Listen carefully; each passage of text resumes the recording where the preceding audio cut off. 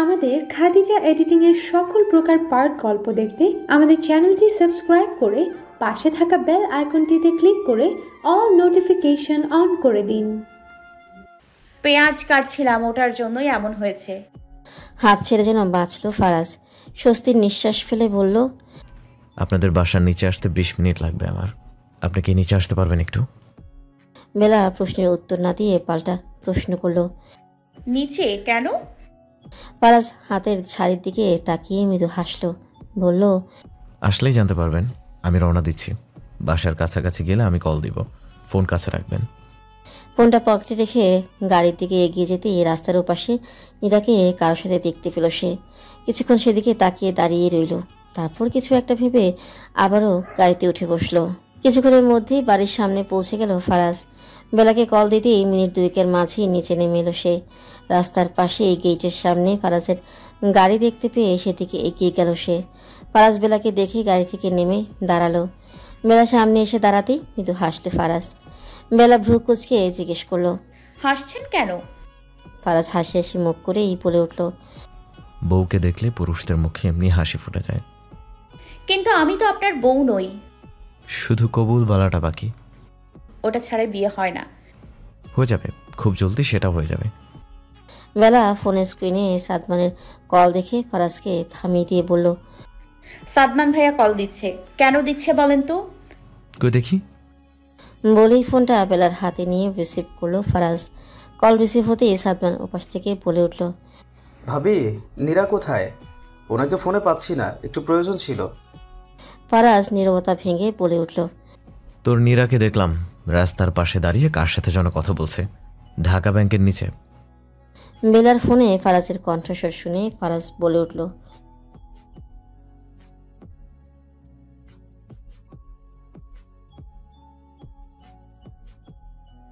শালা, বিয়ে এখনো হয়নি। হয়ে যাবে, যা প্রেমিকা উদ্ধার কর। প্রেমিকা? কি বলিস? প্রেমিকা না হলে নিয়মিত যোগাযোগ কারো করিস। আমি তো কোনো প্রয়োজন দেখি না। কিছুক্ষণ চুপ থেকে সাদমান বলল, তোর বুঝতে হবে না এসব, তুই শুধু বিয়েটা কর আর আমাকে দাওয়াত দে। ফারাজ বেলার দিকে একবার তাকালো, তারপর বলল, কালকে ওয়াজিহাদের বাড়িতে চলে আয়, দাওয়াত রইল। সাদমান প্রশ্ন করল, কিসের দাওয়াত? আমার আম্মাওকে দেখতে আসবে। এখন কল রাখ, কাজে এসেছি আমি। আর শোন, আমি এখানে আসার আগে নীরাকে ঢাকা ব্যাংকের নিচে দেখেছি, কার সাথে যেন কথা বলছিল। আচ্ছা, আমি দেখছি। ফারাজ কল কেটে বেলার দিকে ফোনটা বাড়িয়ে দিল। বেলা ভ্রু কুচকে জিজ্ঞেস করলো, নীরাকে দেখেছেন সেটা আমাকে বলেননি কেন? ওকে নিয়ে আসতেন সাথে করে। ফারাজ গাড়ির দরজাটা হালকা খুলে শাড়ির প্যাকেটটা হাতে নিয়ে বলল, উনি কোথায় গিয়েছেন? বেলা স্বাভাবিকভাবেই বলল, মেয়েটা চাকরির খোঁজে বের হয়েছে। তাই বলুন, আমি ভাবছিলাম সে আবার বের হলো কেন। ফারাজ শাড়ির প্যাকেটটা নাড়াচাড়া করে আরেকবার দেখে বেলার দিকে বাড়িয়ে দিল, বলল, এটা ধরুন। বেলা শপিং ব্যাগের ভেতরে উকি দিয়ে ভেতরে থাকা জিনিসটা কি বুঝতে না পেরে জিজ্ঞেস করলো, কি এটা? ফারাজ বেলার মুখের দিকে চেয়েছিল এতক্ষণ। বেলা প্রশ্নটা করে ফারাজের দিকে তাকাতেই দুজনের চোখে চোখ পড়ে যায়। ফারাজ সেভাবেই বলে উঠল, আপনাকে শাড়িতে ভালো লাগে, নজর ফেরানো যায় না। আমি চাই না আপনার উপর থেকে আমার নজর সরাতে। নজর যেন আগামীকাল না সরে, কখনোই না সরে, বেহায়ার মতো যেন তাকিয়ে থাকতে পারি। তাই শাড়ির ব্যবস্থা করলাম। আমি আপনার দিকে আজীবন বেহায়ার মতো নজর আটকে চাই ওয়াজিহা। বেলা মুচকি হাসলো। শপিং ব্যাগটা নিজের বুকের সাথে 2 হাত দিয়ে চেপে ধরলো। মৃদু গলায় বলল, ফারাজ সাহেব, আপনি প্রেমে মরেছেন। এত মরা কিন্তু ভালো না। আপনার মাঝে ডুবে থাকাকে আপনি যদি প্রেমে মরা বলেন, তাহলে আমি বারবার এভাবেই মরতে চাই। আপনি ছাড়া আমার আর এক মুহূর্ত না আসুক। বেলা কেমন নীরব হয়ে গেল। বুকটা কাঁপছে তার। যে ভালোবাসা পেতে কতগুলো বছর নিজের কষ্টকে নজরে আনেনি সে, অথচ না চাইতেও কত ভালোবাসা এখন তার দিকে ছুটে আসছে। প্লিজ ফারাজ, আমাকে অনেক ভালোবাসবেন।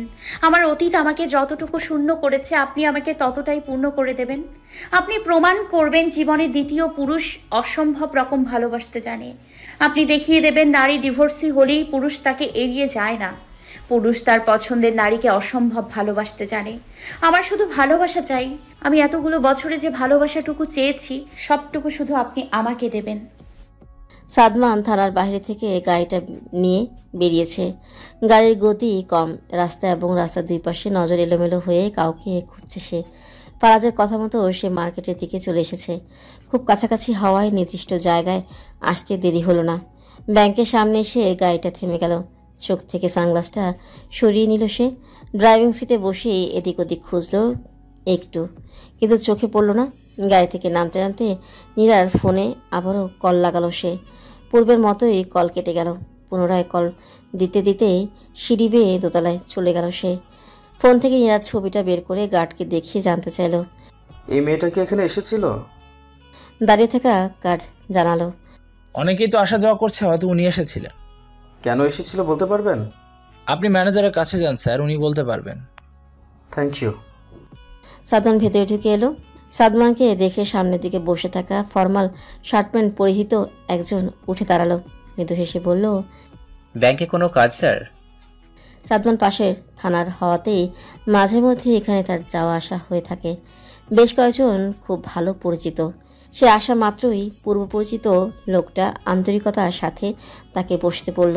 সাদমান এগিয়ে এসে এদিক ওদিক দেখে চেয়ারটা টেনে নিয়ে বলল।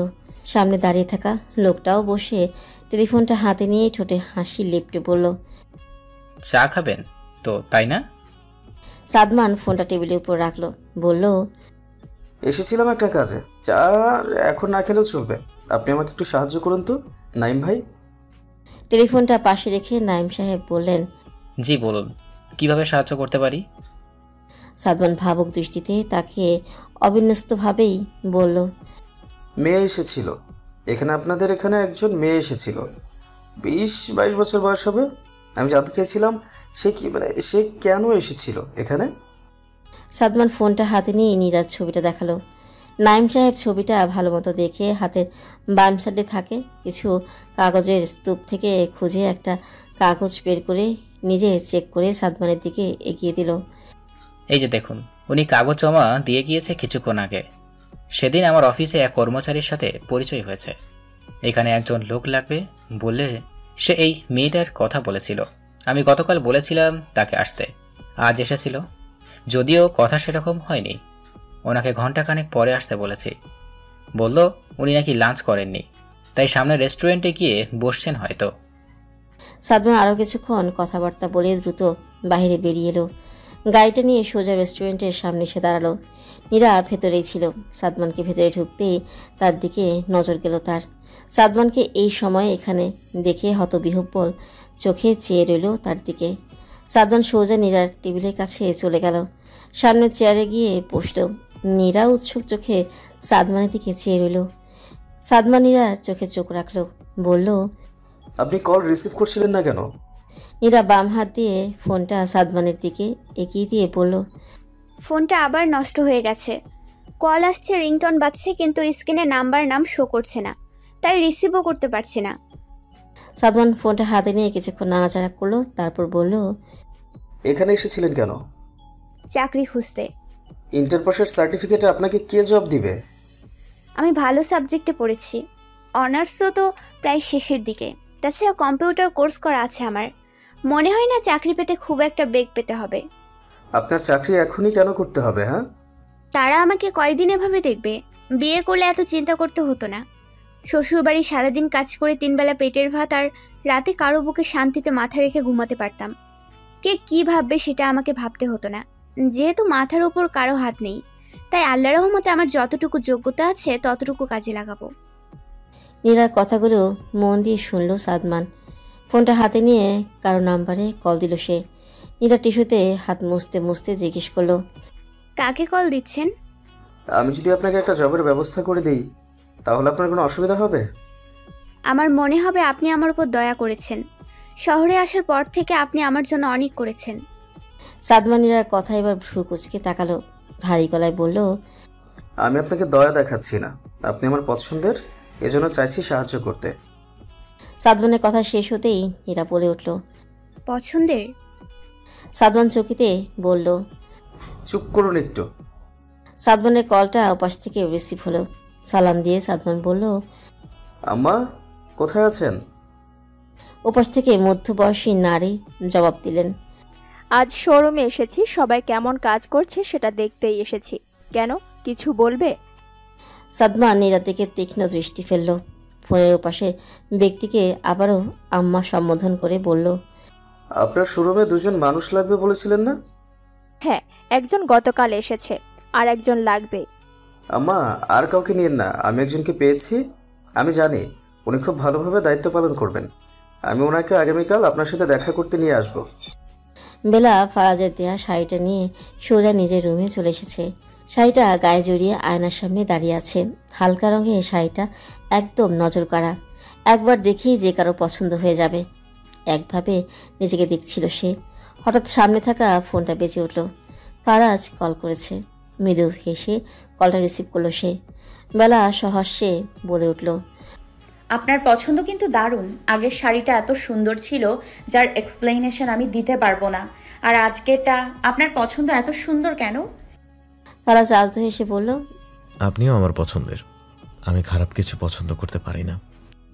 এই এক জায়গায় আপনার পছন্দ শুধু ভালো না, অসম্ভব ভালো। আমার মতো মেয়ে কোথায় পেতেন? কোথাও নেই। নিজের গুণগান গাইছেন, যদিও একটা শব্দও ভুল না। আমি সত্যিই ভাগ্যবান আমার আপনি আছেন।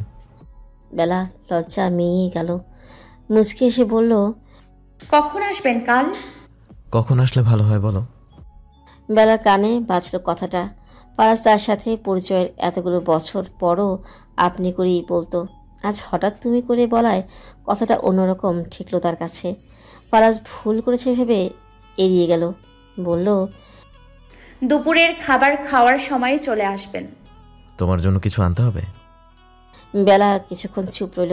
ফারাজকে নিজে নিজের লাগছে তার। এতদিনে এত অদ্ভুত অনুভূতি হয়নি তার। লোকটা কি তবে দ্রুত ভাঙতে প্রস্তুত? বেলা মৃদু হেসে বলল, গোলাপ নিয়ে আসবেন, কেউ যেন না দেখে। দেখলে কি হবে? আমার লজ্জা লাগবে। ফারাজ হেসে বলল, ঠিক আছে, আচ্ছা রাখছি। আমি একটু পর কল দিচ্ছি। রোগী এসেছে, 5 মিনিট ব্রেক ছিল, এই জন্য কল দিতে পেরেছিলাম। বেলা আহ্লাদি গলায় বলল, পার্মানেন্ট রোগী আপনার জীবনে আসছে ডাক্তার সাহেব, প্রস্তুত হয়ে যান জলদি জলদি। বেলা কলটা কেটে সামনে রাখতে আবারও ফোনটা বেজে উঠল। ফারাজ আবার কল করেছে ভেবে সাথে সাথেই ফোনটা হাতে নিয়ে দেখল অপরিচিত একটা নাম্বার ফোন স্ক্রিনে জলজল করছে। রিসিভ করবে না ভেবেও রিসিভ করলো সে। কে বলছেন? ওপাশে পুরুষালী গলায় তীক্ষ্ণ হাসি। কানে পৌঁছাতেই চোখ খিচে বন্ধ করে নিল সে। মুহূর্ত কয়েকের মাঝে হাসির আওয়াজ কমতে শুরু করলো। কঠোরভাবে কেউ বলে উঠল, ফিরে এসেছি আমি, খুব জলদি আমাদের দেখা হবে ওয়াজিহা। বেলা সন্ধ্যা থেকে চিন্তায় রয়েছে। রুমের এই প্রান্ত থেকে ও প্রান্ত পাঁচারি করছে। মুখের দিকে তাকালে যে কেউ বুঝতে পারবে সে গভীর চিন্তায় আচ্ছন্ন। তার মাথায় একই বিষয়কে কেন্দ্র করে প্রশ্ন ঘুরছে, কে ছিল ফোনের ওপাশে? ফিরে এসেছে মানে? রাত 10টায় বেলকনিতেই বা কেন দাঁড়াতে বলল? বেলার ভাবমূর্তি বুঝতে না পেরে নীরা চুপচাপ বসে আছে। বেলার উপর থেকে নজর তার সরছে না। বেলা যেদিকে যাচ্ছে তার নজরও সেদিকেই যাচ্ছে। বেশ খানিকটা সময় চলে গেলে নীরা আর বেলাকে এভাবে চুপচাপ দেখতে পারল না। শান্ত গলায় বলল, কিছু হয়েছে আপু? চিন্তিত দেখাচ্ছে তোমায়। বেলা ঠোঁট কামড়ে কিছু একটা ভাবতে থাকে, দোটানায় ভুগতে থাকে। এটা ভেবে যে নীরাকে জানানো উচিত হবে কি না। তার দুর্বিষহ অতীত সে সামনে আনতে চায় না। দুটোর কোনোটাই না। অতীত যে তাকে পুড়িয়ে ছাই করে দেয়। মানুষ নাকি অতীত ছাড়া বাঁচতে পারে না। সে তো চেষ্টা করছে, তবু কেন এভাবে কোনো না কোনো সময় অতীত সামনে চলে আসছে। বেলাকে চুপ থাকতে দেখে নীরা সপ্রশ্ন চোখে আবারও তাকালো। বলল, আপু এত চিন্তিত দেখাচ্ছে কেন আপনাকে? কিছু হলে আমার সাথে শেয়ার করতে পারেন কিন্তু। বেলা নীরার কথায় থমকালো। নিজেকে মনে মনে প্রশ্ন করলো, নীরাকে বলা ঠিক হবে? কোনো সমাধান না বের করে নীরাও যদি আবার তার জন্য চিন্তা করতে বসে, তাহলে তো চিন্তা বাড়াবই, কমবে না। বেলা গিয়ে নীরার পাশে বসলো। মনে দোটানা রেখেই বলল, আননোন নাম্বার থেকে কল এসেছিল। নীরা নড়ে চড়ে বসলো। সাগ্রহে জানতে চাইল। তারপর বলল কেউ ফিরে এসছে। কে এসছে আমি এখনো বুঝতে পারছি না। আমার জীবনে হয়তো আবারও কোনো কালো অধ্যায় শুরু হতে চলেছে। আমার জীবন থেকে কালো অধ্যায় যেতেই চায় না। কালো রঙের ওপর আমার ভয় চলে এসছে। ওই যে ফিরে এসছি। নীরা ভ্রু কুচকে বেলার দিকে তাকালো, নরম গলায় জিজ্ঞেস করলো, কি বলল? ওই যে ফিরে এসছি। এতটুকুই? হ্যাঁ, অতটুকুই বলে কল কেটে দিয়েছে। ভাববার বিষয়। সাদমান সাহেবকে জানালে হয় না? উনি জানলে ভাইয়া জানবে, ভাইয়া জানলে ফারাজ জানবে। এতগুলো মানুষ দুশ্চিন্তা করবে। আমার ওদের চিন্তা দেখতে ভালো লাগবে না। নীরা নজর নিচু করলো, জানতে চাইল, আপু, তোমার অতীত সম্পর্কে জানার ইচ্ছে ছিল। আমার খুব আগ্রহ জন্মেছে। হয়তো আমি তোমাকে কোনো সাহায্য করতে পারবো।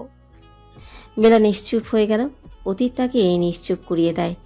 অতীত তার বলতে ইচ্ছে হয় না। কোনোভাবে 5 বছর আগের কথা বলতে শুরু করলো। বেলা বিয়ের পরে ঘটনা থেকে শুরু করে ওখানে সব সম্পর্ক শেষ করে ফিরে আসা পর্যন্ত সব কিছু বলল। ভাইয়ের সাথে শহরে আসার পর ঘটে যাওয়া বিপদের কথাও লুকোলো না। নীরা মনোযোগ দিয়ে বেলার কথা শুনল। বেলার কথা শেষ হতেই নীরা দীর্ঘশ্বাস ছেড়ে বলল, মানুষ মানুষের প্রতি এত বিটঘুটে আচরণ করতে পারে? বিবেকে বাঁধে না? মানুষের মন এত কলুষিত কবে থেকে হলো বলো তো আপু? মানুষ নিজেকে বাঁচাতে নিজের ইচ্ছাকে প্রাধান্য দিতে অন্য মানুষের সর্বনাশ করতে দুবারও ভাবে না। মানুষই ফ্রেস্তার মতো, আবার সেই মানুষই শয়তানের মতো। আমি মানুষকে খুব ভয় পাই। মানুষকে ভয় পাই আমি। মানুষ প্যারানর্মাল জিনিসগুলোর চেয়েও যেন ভয়ঙ্কর। বেলা কিছু বলল না। তার হিসেব মেলানো প্রয়োজন। কে আসবে তার ক্ষতি করতে? সারা রাত ঘুমোতে পারল না বেলা। নীরা নানাভাবে বেলার চিন্তা কমানোর চেষ্টা করেছে, কিন্তু কোনো কিছুতেই কাজ হয়নি। বেলা নীরার কথা শুনেও কিছুক্ষণ পরপর জোরে দীর্ঘশ্বাস ফেলেছে আর বলেছে, জানো নীরা, আমার ভাগ্য হয়তো একবারও খারাপ হবে। কি লেখা আছে আমার ভাগ্যে, ইস, একবার যদি দেখতে পেতাম। সকাল সকাল ঘুম থেকে উঠে পড়েছে সবাই। বাসা পরিষ্কার থেকে শুরু করে রান্নাবান্না সকল কাজ শুরু হয়ে গিয়েছে। ওয়াহাজ সকালে বেরিয়েছে। বাসা জানিয়েছে কেউ একজন আসবে। মৌ জানতে চেয়েছিল, কিন্তু ওয়াহাজ সম্পূর্ণ জানায়নি। সকাল থেকে বেলা ওয়াহাজকে দেখেনি। রান্না করতে করতে বেলা জিজ্ঞেস করে বসল, ভাবি ভাইয়া কই? মৌ ব্যস্ত ভঙ্গিতেই জবাব দিল, কে যেন আসবে, তাকে রিসিভ করতে গেল। আমি জিজ্ঞেস করলাম, বলল আসলেই দেখতে পাবে। তোমার ভাইয়া ইদানিং অনেক কিছুই বলে না। মাসে মাসে 20,000 টাকাও কাউকে নিয়ম করে পাঠায়। একদিন জিজ্ঞেস করলাম, পাত্তা দিল না। তাই আর কোনো কিছু ওভাবে জিজ্ঞেস করি না। যেটা বলার, যেটা জানানোর আমি মনে করি সে নিজেই বলবে আর জানাবে। মৌর কথা শেষ হতেই নীরা তড়িৎ গতিতে বেলার দিকে তাকালো। বেলা ভ্রু কুঞ্চিত করে বলল, আজ কেউ আসছে। কে আসবে? 12:30টার দিকে রান্না প্রায় কমপ্লিট। মৌ আর নীরা মিলে বেলাকে জোর করে গোসলে পাঠিয়েছে। বেলাকে আজ আগে আগে রেডি হতে হবে। সবকিছু বাঙালি বিয়ে নিয়ম অনুযায়ী হবে, মানে সব কিছুই হবে। রান্না প্রায় শেষের দিকে হওয়ায় বেলাও দুজনের কথা মতো ফ্রেশ হতে চলে যায়। কিন্তু গতকালের ফোন কলের কথা তার মাথা থেকে সরছেই না। শাওয়ার ছেড়ে দাঁড়িয়ে আছে বেলা। সমস্ত শরীর ভিজে একাকার। হাত চালিয়ে গোসল শেষ করে তৈরি না হয়ে চুপচাপ সেখানে স্থির হয়ে দাঁড়িয়ে আছে সে। পানি তার সমস্ত অঙ্গ ভিজিয়ে দিচ্ছে, তবুও যেন কিছু একটা তার শরীরে জ্বালা ধরিয়ে দিচ্ছে। হিসেব কিছুতেই মিলছে না। যাদের শাস্তি হয়েছিল তাদের তো বেশ কয়েক বছরের কারাদণ্ড হয়েছিল। জেলের বাইরে আসার সুযোগ তারা পাবে না। তাহলে কে হতে পারে? অনেকটা সময় পর কাঁপতে কাঁপতে ওয়াশরুম থেকে বের হলো বেলা। নীরা বিছানার উপর চুপ করে বসে আছে। বেলাকে কাঁপতে দেখে বলল, আধা ঘন্টা এই শীতে ওয়াশরুমে ভিজছিলে কিভাবে আপু? বেলা তখনও কাঁপছে। দাঁত ঠকঠক আওয়াজ তুলছে। চোয়াল ঘাড় শক্ত হয়ে এসেছে। হাতের ভেজা কাপড়ের দিকে তাকিয়ে নীরাকে বলল, আমার ফোনটা হাতে নাও, আমার সাথে ছাদে এসো। বেলা রোদে দাঁড়িয়ে দাঁড়িয়ে ছিমুচ্ছে। নীরা এগিয়ে এসে ফোনটা বেলার হাতে ধরিয়ে দিয়ে বলল, সাদমান সাহেবকে কল দেবে? বেলা ওপর নিচ মাথা নাড়িয়ে বলল, হ্যাঁ, উনি ডিটেলস জানেন। তাহলে কল দিয়ে জেনে নাও ওদের কি অবস্থা। বেলা সাদমানের নম্বর খুঁজে বের করলো। নম্বর পাওয়ার সাথে সাথে কলও দিল। পাশের ব্যক্তি কল রিসিভ করছে না। শীতকালেও যেন বেলার প্রচণ্ড গরম লাগছে তার। মনে হচ্ছে কপালের ঘাম চুইয়ে চুইয়ে গাল বেয়ে আসছে। বেলা কল দিতেই থাকলো, তৃতীয়বারে কল রিসিভ হলো। বেলা কাঁপা কাঁপা গলায় বলে উঠল, সাদমান ভাইয়া। ওপাশ থেকে নরম স্বরে জবাব এলো, জি, কে বলছিলেন? আমি ওয়াজিহা। ও আচ্ছা, হ্যাঁ আপু বলেন। আপনি কি ব্যস্ত? না, সেরকম ব্যস্ত না, সময় বের করে আপনাদের বাসায় আসছে একটু পর। আমি একটা বিষয় জানতে আপনাকে কল দিলাম। জরুরি কিছু? হ্যাঁ, আমি আপনার সাথে এই বিষয়ে কথা বলেছি, এটা ভাইয়াকে জানানোর প্রয়োজন নেই, বুঝেছেন? কোনো বিপদ হয়নি তো? না, সেরকম না। আসলে আমি জানতে চাচ্ছিলাম নুসরাতের ওই সময় আমাকে যারা অ্যাসিড নিক্ষেপ করেছিল তাদের কি খবর, ওরা কি বাইরে বেরিয়েছে? সাদমান চকিতে বলে উঠল, না না, ওরা এখনো কারাগারে আছে। 12 বছর সময়কাল, হয়তো ওদের সময় শেষ না হলে হওয়ার কোনো চান্স নেই। বেলা একদিক দিয়ে হাঁপ ছেড়ে বাঁচল, আবার অন্য দিক দিয়ে আরেকটা চিন্তা মাথায় এসে জায়গা করে নিল। তাহলে গতকাল ফোন কে করেছিল? বেলা আর নীরা অনেকটা সময় ছাদে কাটালো, কিছুতেই সমাধান মিলছে না। গতকালে নম্বরে কল দিল বেলা, ফোন বন্ধ। নাম্বারটা সাদমানকে দিয়েছে সে। নাম্বার আর নম্বরের মালিক সম্পর্কে সব রকম ডিটেলস জানা এখন মুখ্য বিষয় বলে মনে হলো বেলার। বেলার ফোনটা বেজে উঠল। ওহাজ কল দিয়েছে। বাসায় এসে তাদের দুজনকে পায়নি বলে কল দিয়েছে হয়তো। বেলা কল কেটে টিরাকে নিয়ে ছাদ থেকে নেমে এলো। ফ্ল্যাটের বাহিরে অপরিচিত দুজোড়া জুতো দেখে বেলা নিশ্চিত হয় ওয়াজ যাকে বাসায় আনতে গিয়েছিল তার সাথে আরও একজন আছে। নতুন দুটো মানুষ এসেছে বাসায়। বেলা পা টিপে টিপে বাসায় প্রবেশ করে।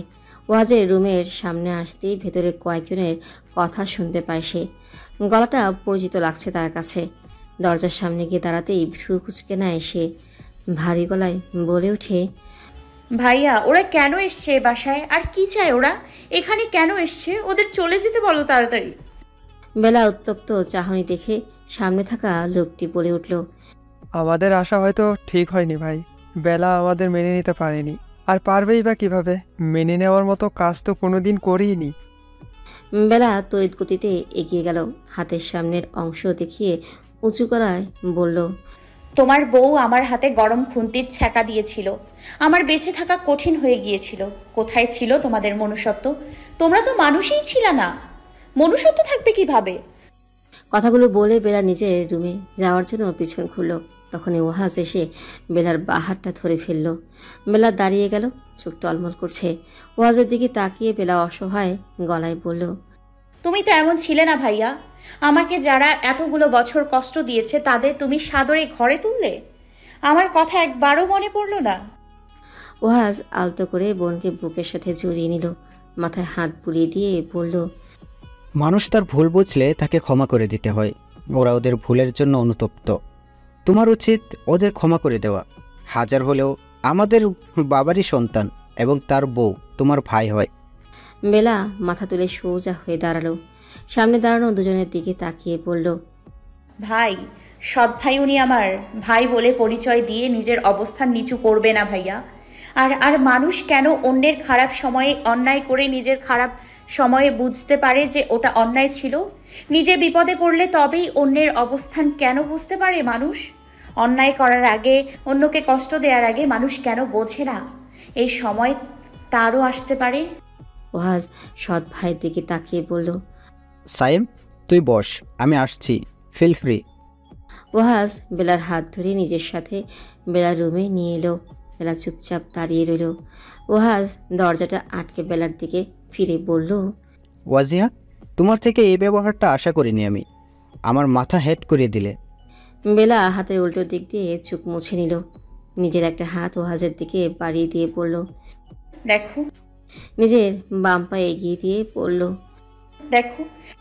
কপাল থেকে চুল পেছনের দিকে টেনে সরিয়ে দিয়ে বলল, দেখো, আমি অত্যাচার থেকে বাঁচতে বিয়ে করতে রাজি হয়েছিলাম। ভেবেছিলাম শ্বশুর বাড়িতে গেলে এভাবে অন্তত কেউ আমাকে প্রতিনিয়ত মারবে না।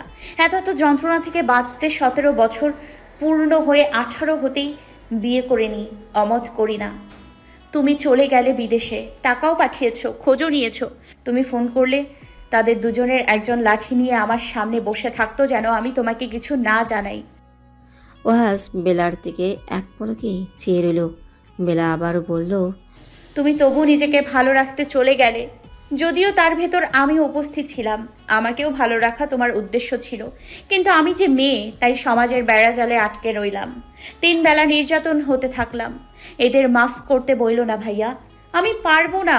এদের মাফ করলে আমার রুহু আমাকে মাফ করবে না। আমার রুহু পর্যন্ত কষ্ট পৌঁছে দিয়েছে ওরা। ওয়াজ গম্ভীর হতে থাকলো। বেলার কষ্ট তার সহ্য হচ্ছে না। সে যতটুকু জানতো তা ভুল জানতো। বেলা কখনো তাকে ওদের বিষয়ে খারাপ কিছু বলেনি। ওয়াজ কিছু বলবে তখনই বেলা আবারও বলে উঠল, তুমি আমার আজকের দিনটা নষ্ট করে দিলে ভাইয়া। আজকে আমার পুরনো সব ব্যথা মনে করিয়ে দিলে। আমার মা ছাড়া আমাকে কেউ ভালোবাসে না। ও মাও তো ভালোবাসে না। নিজেকে যে ভালোবাসেনি সে আমাকে কিভাবে ভালোবাসবে? সে তো দুনিয়ার কষ্ট ভুলতে আমাকে দুনিয়ায় ফেলে চলে গিয়েছে। কেউ আমাকে ভালোবাসেনি। ওয়াজ এগিয়ে এসে বেলার মাথায় হাত রাখবে তখনই বেলা 2 কদম পিছিয়ে গেল। একটা দীর্ঘশ্বাস ফেলে বলল, তুমি এদের মাসে মাসে টাকা পাঠাও এখনো? আমি তোমাকে চিনতে পারছি না ভাইয়া, সত্যি চিনতে পারছি না। আমি তোমার কেউ না। আমি তো চলেই যাব কয়েকদিনের মধ্যে। আমাকে কে কি বললো, কে কষ্ট দিল বা দিয়েছে, কিচ্ছু তোমাকে দেখতে হবে না। ওয়াজ ঝট করে দরজা খুলে পাশের রুমে চলে গেল। বেলা ফুপিয়ে উঠে ফোন থেকে ফারাজের ফোনে কল দিল। ফারাজ কল রিসিভ করছে না। কল কেটে গেলে ওপাশ থেকে কল ব্যাক এলো। বেলা সাথে সাথে কল রিসিভ করে বলল, আমরা আজ বিয়ে করতে পারি না? আমাকে প্লিজ আপনার কাছে নিয়ে যান। এখানে আমাকে কেউ ভালোবাসে না, আমি এখানে থাকবো না। ফারাজ ওপাশ থেকে চোখেতে বলে উঠল, কি হয়েছে? কাঁদছো তুমি? কিন্তু কেন? আমাকে কেউ ভালোবাসে না ফারাজ। এতদিনে তোমার এটা কেন মনে হলো? আমাকে কষ্ট দেয়া মানুষগুলোকে আমার ভাইয়া ভালোবাসে। তাদের মাসে মাসে টাকা পাঠায়, তাদের এ বাড়িতেও নিয়ে এসছে। ওরা বিষাক্ত ফারাজ। আমার দম বন্ধ হয়ে আসছে, আমি নিঃশ্বাস নিতে পারছি না। প্লিজ আপনি আমাকে এই বাসা থেকে নিয়ে যান। আপনি আমার গন্তব্য হয়ে যান প্লিজ। আমি এখানে আর থাকতে চাই না। ফারাজ অবিন্যস্তভাবে বলল, ওয়াজিহা প্লিজ শান্ত হও। তুমি প্লিজ কান্নাকাটি বন্ধ করো। আমি আমার কষ্ট সহ্য করতে পারলেও তোমার কষ্ট সহ্য করতে পারছি না। প্লিজ কেঁদো না, আমি দেখছি বিষয়টা। হ্যাঁ। ওপাশ থেকে চেঁচামেচির শব্দে কেঁপে উঠল বেলা। কল কেটে ঘর থেকে বেরিয়ে ওয়াজের দরজার সামনে গিয়ে দাঁড়ালো। সায়েম আর তার বউ মাথা নিচু করে দাঁড়িয়ে আছে। ওয়াজ চিল্লাচিল্লি করছে। মৌ আর নীরা এসে বেলার পাশে দাঁড়ালো। বেলা শক্ত করে মৌয়ের হাতটা ধরে রাখলো। ওয়াজ চিৎকার দিয়ে বলে উঠল, তোরা আমার বোনকে এত ভালোবেসেছিস যে তার শরীরে তোদের ভালোবাসার চিহ্ন এখনও আছে। সে এতগুলো বছর তোদের ভালোবাসা বহন করেছে। আমি কি বোকা? আমি তোদের পিছনে এত সময়, এত ভালোবাসা আর এত টাকা খরচ করছি। তোরা এত নীচ আর আমি জানি না। তোরা দুজন এক্ষুনি এই বাসা থেকে বের হয়ে যাবি। আমি নিজেকে ক্ষমা করতে পারছি না। আমি আমার বোনকে আবার কাঁদালাম। আমি নিজে দায়ী ওর কান্নার জন্য। আমি নিজেকে মাফ করব কিভাবে? ওয়াজ থেমে বারবার কয়েকবার শ্বাস ফেলে বলল, আমি ঠান্ডা মেজাজে বলছি, তোরা দুজন এক্ষুনি বেরিয়ে যাবি। আমাকে আর কখনো ফোন করার সাহস করবি না। ওয়াজ দেয়ালের সাথে নিজের হাতে আঘাত করতে থাকলো। মৌ দৌড়ে গেল সেদিকে। ওয়াজের পাগলামি দেখে সায়েম তার বউকে নিয়ে বেরিয়ে যেতে যেতে বেলাকে ভ্রু কুচকে মুখ কালো করে বলল, এই অপমান আমি ভুলবো না। ভুগতে হবে তোকে, ভুগতেই হবে। আমাকে মাফ করে দে না বোন। আমি এত কিছু জানতাম না। তুইও তো কখনো বলিসনি। আমি ভেবেছিলাম ওদের দেখলে তুই খুশি হবি, তাই তো ওদের নিয়ে এসেছিলাম। কে জানতো ওরা এত জঘন্য কাজ করেছে তোর সাথে। ওয়াজ বারবার বেলার কাছে মাফ চাইছে। বেলা নিজের ভাইয়ের উপর আর রাগ করে থাকতেই পারল না। ভাইয়ের 2 হাত নিজের মুঠোয় নিয়ে বলল, সারপ্রাইজের প্রয়োজন নেই আমার। আমার জীবনটা এখনো ভালোভাবে কাটছে, এটাই আমার জন্য সারপ্রাইজ। তুমি শুধু আমাকে গুরুত্ব দিও, আমার কথা শুনিও, তাহলেই হবে। দুজনের মধ্যে বেশ কিছুক্ষণ কথা চলতে থাকে। মৌ বাসায় কল দিয়ে জেনেছে তার বাবা মা আর ভাই বের হবে এখনই, তাই বাকি কাজগুলো শেষ করে বেলাকে এসে বলল, 2 ভাই বোন পরে কথা বলবা, এখন যাও, রেডি হও, ভাইয়েরা চলে আসছে প্রায়। নীরাকে ডেকে বলল, নীরা যাও তো, ওয়াজিহাকে রেডি করে দাও। ওয়াজ বোনের মাথায় হাত দিয়ে বলে, বোন যা এখন, আজ তোর খুশির একটা দিন, জলদি যা, ওরা চলে আসবে। বেলা উঠে দাঁড়ালো। মৃদু হেসে নীরার সাথে নিজের রুমে দিকে চলে গেল। বেলা সাজ সম্পূর্ণ না হওয়া অবধি নীরা তাকে আয়না দেখতে দিচ্ছে না। বেলার নিজেকে কেমন লাগছে সেটা দেখতে ছটফট করছে। নীরা সাজ কমপ্লিট করে বলল, এবার আয়না দেখো। উফ, নিজেকে দেখতে এত ছটফট করছিলে, ভাগ্য ভালো সাজ নষ্ট হয়নি। যাও এবার নিজেকে দেখো। বসা থেকে উঠে দাঁড়ালো বেলা। কুচিগুলো ঠিক করতে করতে বলল, ওরা এসছে অনেকক্ষণ হলো। ভাবি একা একা কি করছে কে জানে। তুমি একটু যাও ওদিকে, আমার যাওয়ার সময় হলে ডেকো। হ্যাঁ ভালো বলেছ, আমি তাহলে যাই আপু। নীরা বেরিয়ে যেতেই বেলা আয়নার সামনে গিয়ে দাঁড়ালো। নিজের উপর থেকে নিজের চোখ সরাতে না পারা ব্যাপারটা দারুণ। বেলা মুগ্ধ হয়ে নিজেকে দেখছে। নীরা বেশ ভালো সাজাতে পারে, আজ তার চাক্ষুষ প্রমাণ পেল সে। আয়নার সামনে দাঁড়িয়ে এদিক ওদিক হয়ে নিজেকে দেখছে। মনে মনেও ফারাজের কথা ভাবছে। তাকে দেখলে এতগুলো মানুষের মধ্যে হাঁ করে তাকিয়ে না থাকে। দরজা নক করার শব্দ পেতেই ঘুরে তাকালো বেলা। দরজায় মৌ দাঁড়িয়ে। বেলাকে দেখে কিছুক্ষণ চুপচাপ দাঁড়িয়ে রইল সে। বেলা মৃদু হেসে জিজ্ঞেস করলো, কেমন লাগছে আমাকে? মৌ টেনে টেনে বলল, কি সুন্দর লাগছে তোমায়। আমি ভাইয়াকে বলি আজই কাজী ডেকে নিয়ে আসতে, আজ বিয়ে দিয়ে দেব। নতুন বউ লাগছে তোমায়। বেলা সংক্ষেপে বলল, কি যে বলো না। মিথ্যে বলছি না, তুমি চলো আগে দেখি আমার আম্মাজান কি বলে। আজকের দিনটা বিয়ের দিন হয়ে উঠুক। বেলা জানালার বাহিরে খোলা আকাশের দিকে চোখটা নিবদ্ধ করলো। বাইরে থেকে দমকা হাওয়া এসে আছড়ে পড়লো বেলার চোখে মুখে। চোখ বন্ধ করে নিল সে। আবারও বাহিরের দিকে তাকিয়ে নিঃসংকোচে বলে উঠল,